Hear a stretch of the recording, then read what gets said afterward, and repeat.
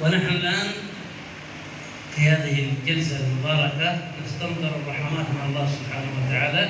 نسأل الله أن ينظر إلى قلوبنا وإلى قلوبكم جميعا. وكما جاء في الحديث عن النبي صلى الله عليه وسلم ما زال المؤمن في صلاة من انتظر الصلاة. أيضا ما زال المؤمن في عبادة وفي ذكر ما كان منتظر للعبادة أو للذكر فما شاء الله أنتم لازلتم في انتظار حتى أتينا إلى هذا المجلس. فإن شاء الله يكتب الله لكم الأجر وكأنكم في عبادة وكأنكم في صلاة حتى هذا الوقت المبارك. وكنا قبل ذلك في مجلس آخر ونعتذر عن التأخير. نسأل الله أن يكتب لنا ولكم الأجر وأن يرزقنا وإياكم الثواب. آمين يا رب العالمين. Amin. Alhamdulillah pada malam ini kita hadir di majelis yang sangat berkah, majelis yang insya Allah diturunkan hujan rahmatnya Allah Subhanahu wa Ta'ala. Kemudian beliau meminta maaf kalau mungkin beliau kedatangannya telat, akan tetapi beliau menyinggung salah satu hadis Nabi Muhammad SAW yang mana orang itu kalau menunggu waktu sholat, kalau dia niat menunggu waktu sholat, maka dia mendapat pahala sholat. Begitu juga jenengan yang semuanya yang hadir di sini. Ketika jenengan di sini menunggu untuk kajian, maka jenengan mulai awal tadi duduk sampai sekarang pahalanya sama seperti mendengarkan kajian. Semoga semuanya mendapatkan pahala yang sempurna, mendapatkan barokah. Amin ya rabbal alamin. Subhanallah, هذه المجالس هي الوحيدة التي يتحسر عليها الإنسان يوم القيامة إذا فاتته.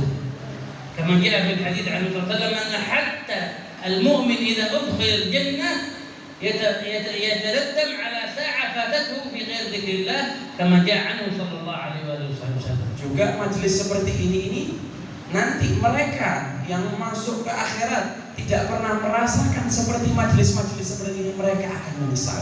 Bahkan Nabi Muhammad SAW pernah menceritakan orang yang masuk surga itu pernah menyesalnya sekali. Kenapa dia dalam hidup itu dia gak banyak berzikir kepada Allah, dia gak banyak hadir di majelis-majelis zikir-zikir seperti ini. Itu penyesalan mereka yang ada di surga.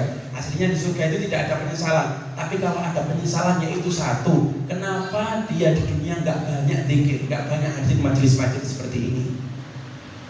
إذن نحمد الله على هذه النعمة أن جعلنا الله وإياكم ننتظر هذه الساعات في ذكر الله، في عبادة الله، في مدح المصطفى صلى الله عليه وسلم. نسمع المدائح، نسمع الأناشيد التي يمدحون بها الحبيب عليه الصلاة والسلام، نصلي على النبي، نذكر الله. هذه المجالس هي التي ستبقى لك يوم القيامة. هذه المجالس هي التي ستفرحك يوم القيامة. Oleh karena itu kalian bersyukurlah, sangat bersyukur karena kalian di sini mulai tadi berzikir, bersolawat, memuji Nabi Muhammad SAW. Karena majelis-majelis seperti ini bakal yang menjadikan kalian kelak berbahagia di yaumul qiyamah. Kalian nanti ketika dibukakan amal-amal kalian akan tersenyum senang berbahagia karena dulu pernah kumpul-kumpul solawatan bersama di sini.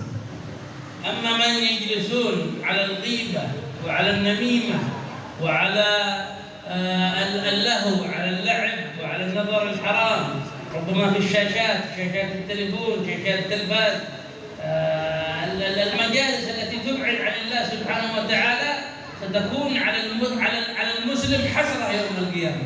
يتندم ويقول يا ليتني لم أجلس هذه المجالس التي أضلتني عن الله Subhanahu wa ta'ala. Begitu juga majelis-majelis yang mana ada majelis ghibah, majelis rasan-rasan, majelis nonton-nonton barang yang gak jelas, apalagi gambar-gambar yang maksiat. Itu semua menyebabkan kalian nanti di yaumul qiyamah menyesal. Aku bin dunya kok gak melok maulidan. Aku gak melok zikir bareng-bareng. Itu penyesalan kalian. Akan tetapi Allah memberi anugerah, nikmat rezeki, kalian bisa duduk bersama di sini. Alhamdulillah. الحمد لله على أن وفقنا الله وحفظ لنا الله سبحانه وتعالى هذه الأوقات وجعلها في طاعته.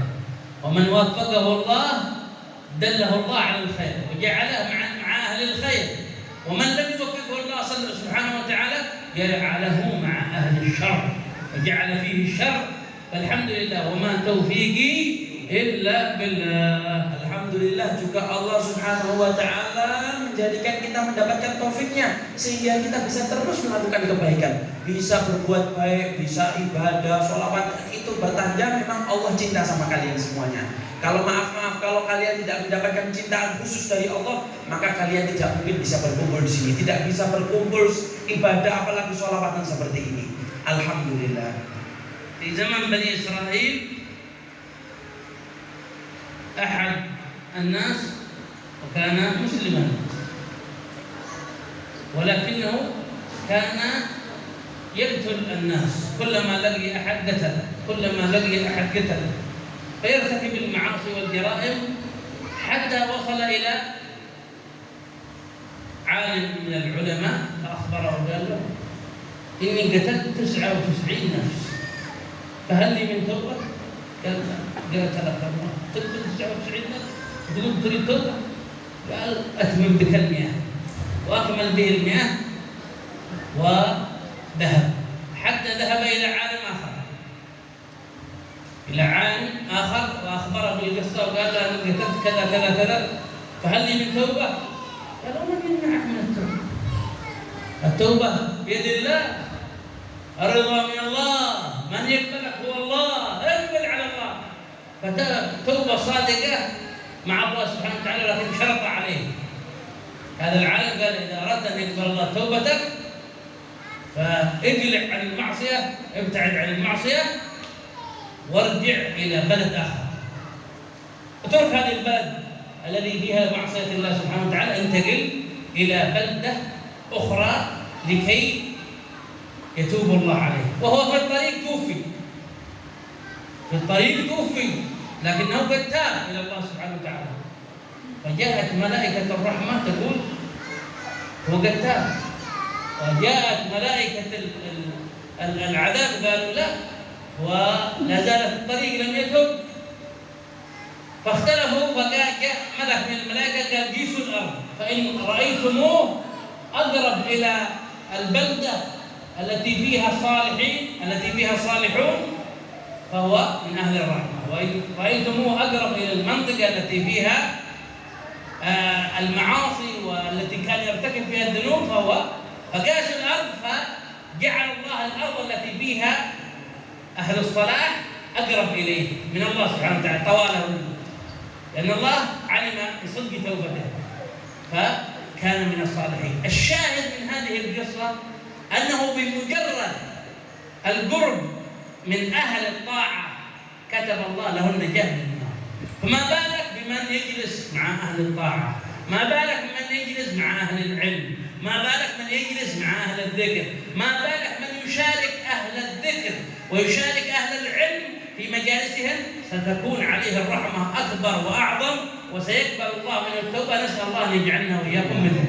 Dikisahkan di zaman Bani Israel, ada di zaman Bani Israel satu orang muslim Islam di zaman Nabi Israel, dia itu ahli maksiat terus, maksiat terus. Saking top-topnya maksiatnya itu, dia itu sampai membunuh 99 orang. Membunuh begal orang, sampai dia itu kepingin taubat. Suatu saat dia kepingin taubat dan dia datang kepada satu ulama, datang kepada suatu orang alim. Dia mendatangi dan dia mengatakan, ya Syekh, saya mau taubat. Saya ini telah membunuh 99 orang. Saya banyak maksiat, saya begini dan begitu. Katanya Syekh itu, kamu kenemenan, kebangetan kamu. Gak ada taubat untuk kamu. Kemudian gara-gara dibilang begitu, akhirnya orang yang ahli maksiat itu menyempurnakan. Syekhnya dibunuh juga sampai pas 100. Sampai 100 disempurnakan pembunuhan itu. Kemudian orang itu berjalan lagi, tapi dia dalam hatinya ada perasaan ingin bertobat kepada Allah Subhanahu wa taala.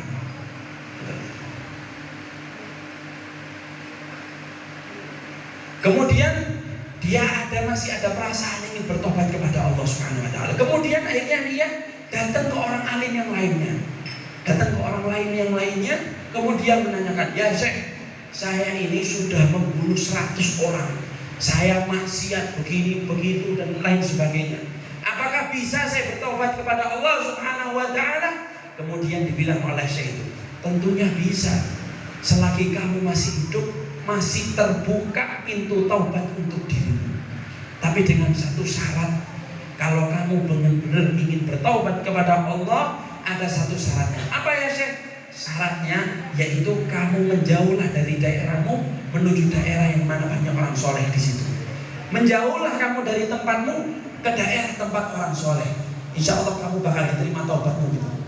Kemudian orang yang ahli maksiat itu dia mengemas-emas, mempersiapkan diri, dan dia akhirnya berangkat ke tempatnya, daerah tempat orang soleh, dia niat bertobat. Kemudian tengah-tengah perjalanan menuju daerah orang-orang soleh itu, tiba-tiba orang ahli maksiat itu wafat di situ. Akhirnya malaikat bingung, loh ini apa? Ini bakal jadi ahli neraka atau ahli surga? Kemudian Allah Subhanahu wa ta'ala dengan rahmatnya, karena orang ahli maksiat itu dilihat di hatinya ada keinginan yang benar-benar kuat untuk bertobat, Allah jadikan jarak antara dirinya dan orang soleh itu didekatkan. Kemudian sama Allah dinilai orang itu menjadi ahli surga, karena dia perjalanan untuk taubat, perjalanan untuk kumpul orang soleh. Itu ahli maksiat yang dia ahli pembegal, ahli maksiat, orang gak karu-karuan. Bagaimana dengan antum? Antum di sini kumpul sama kiai, kumpul sama orang baik, kumpul sama orang-orang baik, dan kalian kumpul di sini dengan orang-orang ahli dzikir. Otomatis rahmat Allah akan jauh lebih besar yang kalian berikan, insya Allah, yang diberikan Allah Subhanahu wa ta'ala kepada kalian semuanya.